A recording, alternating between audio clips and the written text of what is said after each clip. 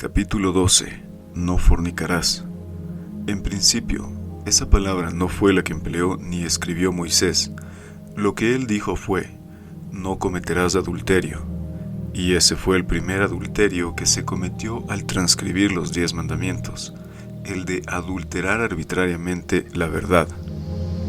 Siendo Moisés un adelantado, un sabio, un experto en el conocimiento de los principios herméticos, era totalmente imposible que él instruyera y dejara escrita la instrucción de tratar de burlar el principio de la generación. La palabra constituye una ofensa, un insulto a la inteligencia humana, en ese sitio en donde la colocaron los escribas, por orden de autoridades eclesiásticas ignorantes. La misma sustitución fue hecha burdamente en las escrituras del apóstol y evangelista Mateo, capítulo 19, versículos 4 al 12. Pero esto lo trataremos más adelante. A todo conocedor de los principios, las sustituciones bíblicas le saltan a la vista.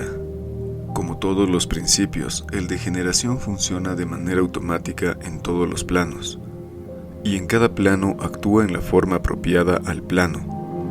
En el reino atómico, un átomo se junta con otro para dar nacimiento a un elemento, por ley de atracción, cohesión y adición. Y estas tres son condiciones naturales del principio de generación, o sea, que forman parte integral del principio. No hubiera sido creado nada, no se produciría nada, no naciera nada, no evolucionaría nada si se pudiera destruir el principio electrónico del magnetismo, o sea, la atracción entre el positivo y el negativo. La adhesión y cohesión ocurren después de la atracción. La adhesión es la autodeterminación del átomo. En otras palabras, el libre albedrío que contiene todo átomo de aceptar a rechazar el unirse a otro átomo, que sea o no su tipo. La cohesión es la facultad de pegarse el uno con el otro en un grado tal de fuerza que no necesito recordarles lo que ocurre cuando se logra separar las partículas de un átomo, la bomba atómica. Supongo que habrás visto en lo que acabas de leer la similitud a lo que ocurre entre nosotros los humanos. Esa similitud te ilustra a perfección el principio de correspondencia. Como es arriba, es abajo. Como es abajo, es arriba. Es decir que, estudiando la mónada se llega al ángel, como lo expresa el Kybalión. Bien, los principios actúan automáticamente, por encima de todo y a pesar de todo lo que podamos nosotros hacer en contra. Si los átomos fueran ya seres humanos, o si ellos hablaran en palabras nuestras, llamarían a ese proceso de atracción, adhesión y cohesión fornicar. ¿No es así? Igual cosa sería en los reinos botánico y zoológico, donde una abeja transfiere el polen de una flor a otra y de esa unión nace una nueva especie, ¿no? Ahora, díganse si está en los designios de Dios Creador impedir o prohibir esos procesos. Es sabio que al oponer una resistencia a un principio, se multiplica la fuerza que lo impele y busca la salida por otros conductos, o sea, que lo único que se logra es obligarlo a desviarse, no se logra atajarlo. En el reino animal, el principio de generación es llamado sexo. Todo el tiempo que los humanos continúen reproduciéndose por el proceso llamado sexual, están comprobando que una parte de su sistema no ha salido aún del reino animal. Y una vez que sus células evolucionan al reino inmediatamente superior, donde el principio de generación se manifiesta en una forma diferente, el hombre y la mujer no pueden actuar como los animales. Ya no están en ese reino y no los domina la influencia inferior. No sienten deseos sexuales ni de comer carne. Es otro orden de cosas. En este punto los discípulos siempre preguntan: ¿y si todos evolucionamos, entonces se acaba la raza humana? No. ¿Por qué?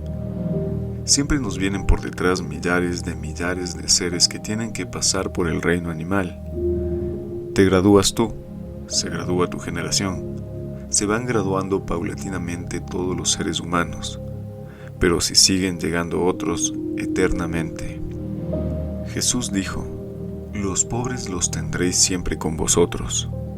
Se refiere no solamente a los económicamente pobres, sino también a los pobres en conocimientos, los pobres en experiencias, los pobres en evolución. También dice el Apocalipsis que el Señor anunció para esta era que no nacerían más niños. Eso lo anunció para el sector humano de su época, que es el mismo que evoluciona hoy. Y ya se acerca ese momento. Lo sabemos por lo siguiente y por muchas otras señales. La hora más oscura es antes del amanecer. El moribundo se mejora justo antes de morir. El enfermo se empeora justo antes de curar. La población de la Tierra aumenta en todas partes de una manera extraordinaria. Pronto comenzará a declinar. Una de las respuestas de Jesús a sus discípulos, tocante al momento de terminarse el mundo antiguo y la entrada del mundo nuevo, fue: cuando caiga el manto de la vergüenza. Esto significa cuando sea conocida universalmente la verdad de los principios que estamos aprendiendo, y muy especialmente la verdad que trataron de adulterar con ese título falso de no fornicarás, pues trayendo la atención humana y enfocándola, o poniendo al mismo tiempo una prohibición o una resistencia, precisamente defraudaron su propósito. Como expusimos más arriba, el impulso del principio de generación se multiplicó y buscando su salida se desvió. Así podemos ver los efectos terribles. Es el mandamiento que ha sido más quebrantado, que ha ocasionado mayor número de abusos, de distorsiones mentales y aberraciones sexuales, de males físicos, de deshonras, vergüenzas y castigos. Todo por la situación arbitraria de una palabra. Todos ustedes han visto esos arbolitos japoneses enanos, retorcidos y distorsionados a un grado increíble. Los vemos como una curiosidad y como tal los admiramos. Pero esto no quita que son un atentado contra la naturaleza, como lo es un ave enjaulada y un animal amarrado. También sabemos todos que lo prohibido adquiere un atractivo fuera de toda proporción. Eso es lo que ocurrió con todos los intentos de frenar al principio de generación, tales como la de darle a la manzana de Adán una interpretación sexual, la de adulterar y añadir a los textos inspirados, todo por ignorancia, por el empeño de ejercer dominio o poder sobre los demás. El significado metafísico del mandamiento «no cometerás adulterio» es precisamente «no malinterpretes las leyes porque no lo lograrás».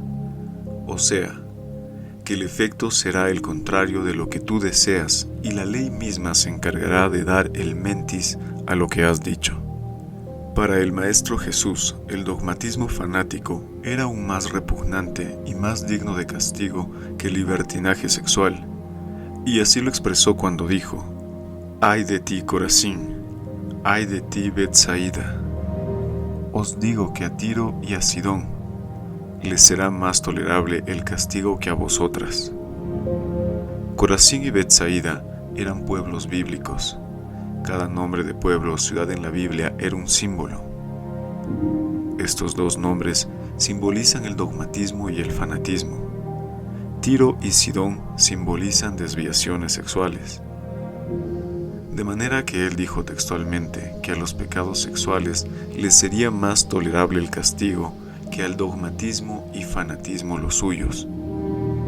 En otras palabras, que serían más duramente castigados los fanáticos religiosos que las rameras. Volviendo a la referencia que hice al comienzo de este capítulo, San Mateo capítulo 19, versículo 4 al 12. Voy a copiarlo completo. Entonces vinieron a él fariseos, tentándole y diciéndole: ¿es lícito al hombre repudiar a su mujer por cualquier causa? Él respondiendo les dijo: ¿no habéis leído que el que los hizo al principio, varón y hembra los hizo? Por esto el hombre dejará padre y madre y se unirá a su mujer, y los dos serán una sola carne. Así que ya no sean más dos, sino una sola carne. Por lo tanto, lo que Dios juntó, no lo separe el hombre. Le dijeron: ¿por qué pues mandó Moisés dar carta de divorcio y repudiarla?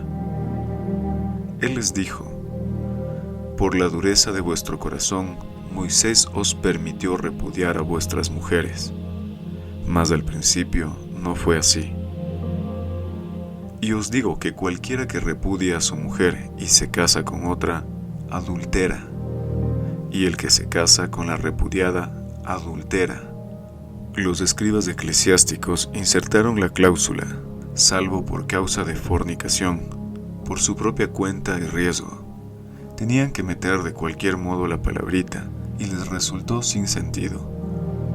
Andando el tiempo y a la luz de las enseñanzas superiores, le dijeron sus discípulos: si así es la condición del hombre con su mujer, no conviene casarse.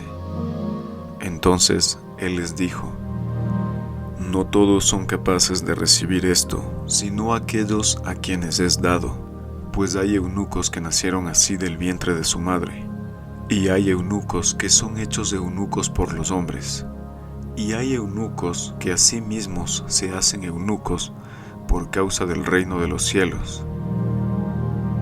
El que sea capaz de recibir esto, que lo reciba.